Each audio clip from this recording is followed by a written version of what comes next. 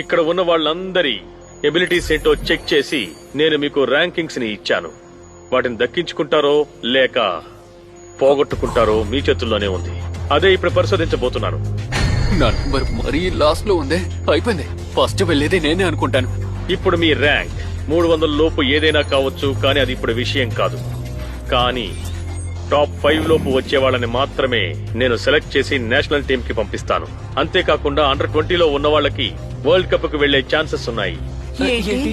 ఏంటి అండర్ 20నా? అంతే, అయిపోయింది. ఇందులో ఓడిపోయిన వాళ్ళు జపాన్ సాకర్ గురించి ఇక ఆలోచించకూడదు. దీన్ని బట్టే మీలో ఎవరు ఎంత స్ట్రాంగో నాకు తెలుస్తుంది. ఏంటి? మీకు మొత్తం 136 సెకండ్ల టైం ఇవ్వబడుతుంది. సమయం ముగిసేసరికి బాల్ ఎవరి దగ్గరైనా ఉండొచ్చు. కానీ ఇక్కడ అది ముఖ్యం కాదు. మీతో ఉన్న టీమ్మేట్సే మీకు ఆపోనెంట్. గోల్ కి బదులుగా మీరు వాళ్ళనే అటాక్ చేయాలి. దెబ్బ తగలకుండా తప్పించుకోవాలని మీరు అనుకుంటున్నారా? అది మీ సామర్థ్యం.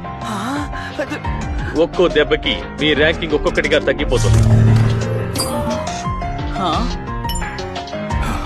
ఇది సాకరా ఇంకేమైనా?